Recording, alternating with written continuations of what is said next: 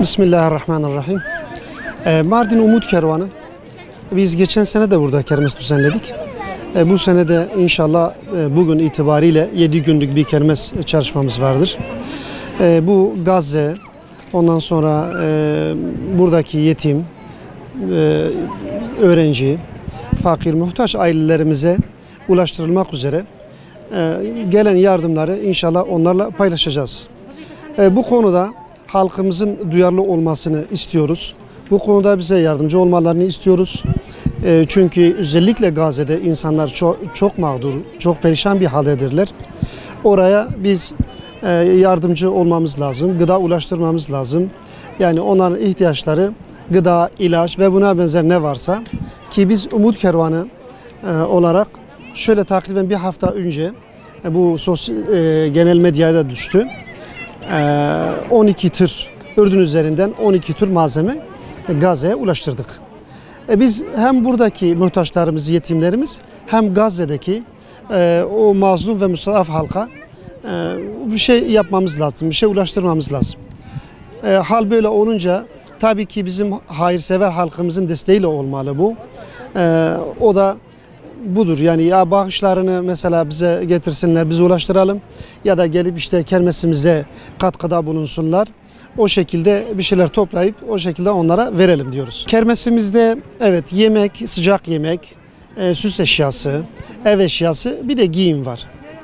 Bu tür şeyler satılıyor. Evet, aynı hayırsever halkımız evde bu ev yemekleri yapıyorlar, buraya getiriyorlar.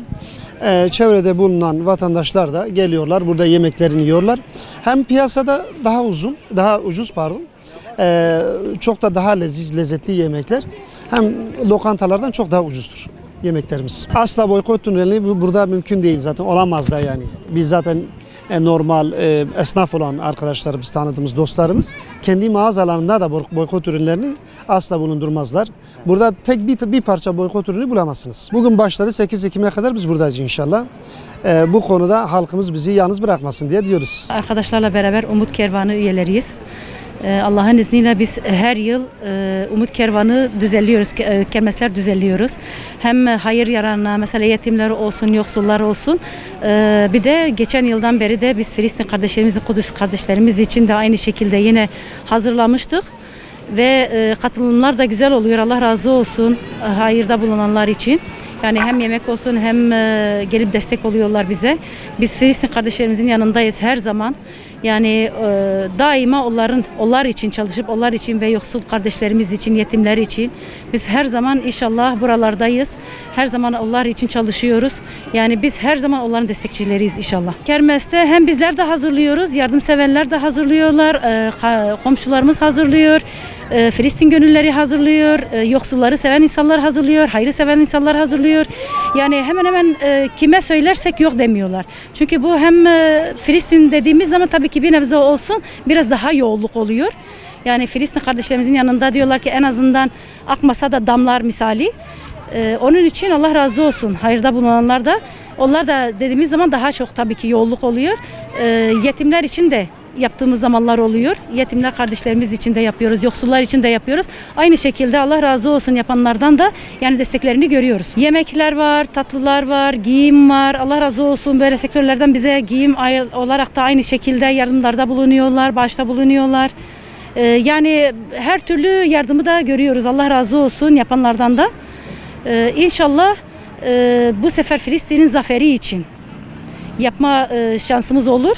Yani öyle artık bazen de yani çoğu zaman yapıyoruz aslında. Geçen yıl da yapmıştık ama çoğu zaman da yaptığımız zamanlarda mesela yetim kardeşlerimiz zamanlar için de yaptık biz. Şimdi Filistin kardeşlerimiz olunca hayli tabii ki daha çok böyle istek, daha çok yoğunluk oluyor. Yoğunluk çok güzel. Geçen sene tabii ki biraz daha insanlarımız daha hassastı. Geçen yıl. Çok şükür yine güzel. Bu yani ilk gün olduğuna rağmen bile yine de yoğunluk var. Güzeldir. Tabii ki ilerleyen saatlerde daha fazla yoğunluk oluyor. Buraya sırf Umut Kervanı'nın yaptığı bir katkıya en azından bir destek olmak amacıyla buraya geldik. Ve biz de alışverişimizi yaptık hani nacizane elimizden geldiğince. Buradan da bütün Müslüman kardeşlerimize, bütün Türkiye'deki Müslüman kardeşlerimin hepsine yani bir isteğimizdir, bir isteğimizdir hani elinden geldiğince hiçbir zaman hani bir şeyler yapamayız ya da elimizden bir şey gelemez. Bunlar daha güçlüdür, daha kuvvetlidir diye hiçbir şey yok. Allah'a şükür ki Allah'tan başka kimse güçlü değildir. Allah'tan başka hiç kimse iradeli değildir. Biz de elimizden geldiğince hani alışveriş olsun, boykot olsun, hani elimizden geldiğince yapabildiğimiz kadar yapalım. Bunu hiçbir zaman göz ardı etmeyelim. Çünkü ölenler, öldürülenler, zulmedilenler hep bizim kardeşlerimiz. Lübnan'daki de bizim kardeşimizdir. Filistin'deki de bizim kardeşimizdir. Biz burada yapabileceğimizin